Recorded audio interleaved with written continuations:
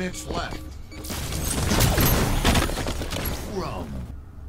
All right, you watch the clip. Let's break it down. What's going on, guys? I'm showcasing a gameplay breakdown right now from Halo 5. This is actually my own personal gameplay that you just witnessed. This would have been champion ranked FFA, like on the lower end of champion. I think I would have been about champ 152 at this point. So facing a couple champs every game, mostly facing high Onyx level players and occasionally some unranked players, just so you get a sense of that. But regardless, there's a couple things I want to talk about in this clip. Three things, that being having confidence, patience, and optimal decision making when you're playing Halo in these situations. So I'm going to break down each part of this clip and explain my thought process and how confidence, patience, decision making comes into play. So let's just start it up very quickly here. We've got a ground pound situation, and immediately I'm going to pause right here. So what I want to say for this ground pound is that I have the advantage in this situation. If you ever have somebody coming up on you on a ground pound and you have first sights on him, so you can take a first shot as he starts charging that ground pound,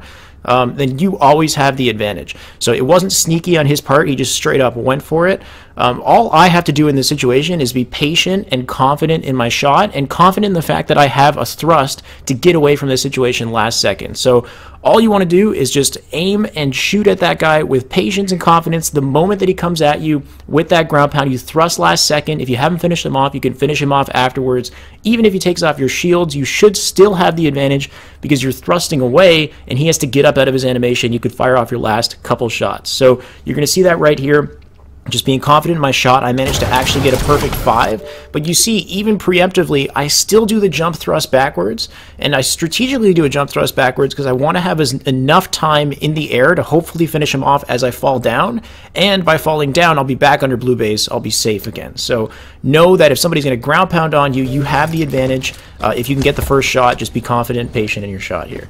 Now, real quick thing here you might not have noticed. This right here, when I'm coming up from the bottom of blue base into the blue street, when I jump, I don't just jump into the blue street. I jump and I land on the arm here, this like arm underneath the blue attic. You want to land on this ledge. It's pretty important in my opinion. If you land on it, you have so many more options for escaping. Instead of just landing in the street, by being on the ledge, I can still look into blue base. If somebody's there and they're pressuring me, I can drop back down under blue base if I want to without burning a thrust. It's easy to drop down.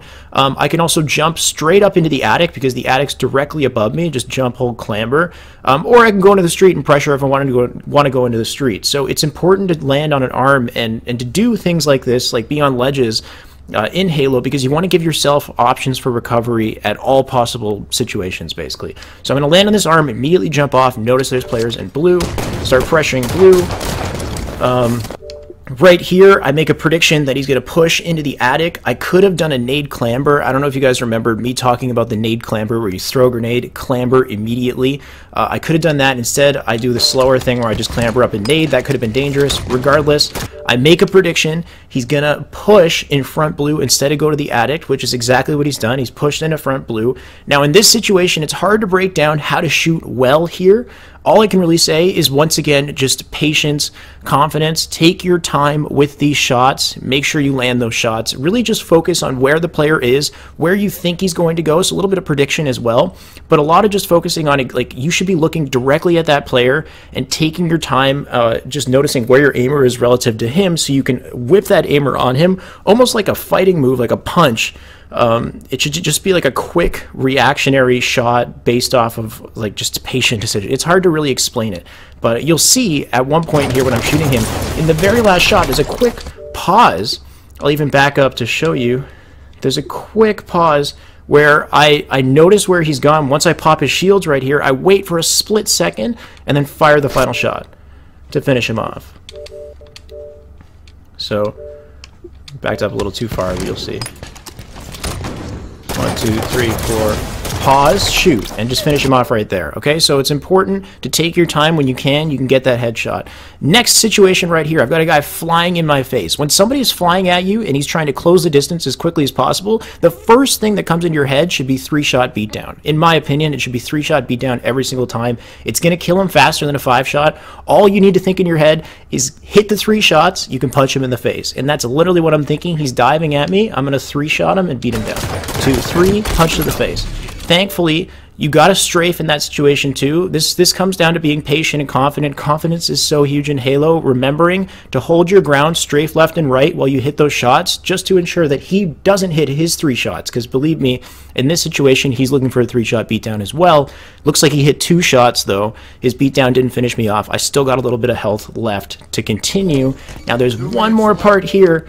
And this is one of the biggest things that people don't take enough advantage of, especially in games like FFA, because it happens a lot, is take advantage of timings when people clamber. Clambering is one of the only situations in Halo where there is nothing you can do when you're caught in the clamber animation. Like when you're clambering, you can't thrust out of it, you can't jump out of it, you're stuck in the clamber animation, and that means you're completely vulnerable to a counterattack.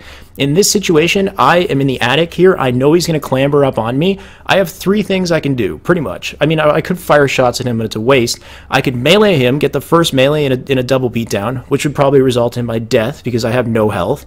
I could jump. I could go behind him and assassinate him, which would be pretty sick. I've seen players like Contra take advantage of clamber before and just assassinate people as they're clambering up because they can predict that they're going to clamber. Or I could try to stick him, which is what I did. So I jump, stabilize in the air to try to get a good vantage point, and then I stick him. Now, if I was a real badass, I could have stuck him, jump thrusted forward over his head and cleared him completely, dodging the melee. But in this situation, I get the stick, he hits me with the melee, I don't care, I got the trade, I got 3 kills. I'm satisfied, right? So just remember the situations when players can go for a clamber, try to make that prediction, land that easy stick, land that first beatdown, or even get behind him, finesse him with the back smack, you can take him out. So those are some really important things I want you guys to think about in Halo. This is just an example of an FFA clip. I'm going to try to grab some other clips from actual competitive gameplay. So if I go back into the recent Columbus tournament that we just had, I'm going to go sift through there and see if I can find some cool stuff to talk about. I'm sure there's plenty of awesome stuff. But that's it, guys. Patience, confidence, optimal decision making. So many opportunities to do that. You just got to take advantage of them and recognize when you can do it. So thanks, guys, for checking it out. Hope you enjoy it. I'll see you around.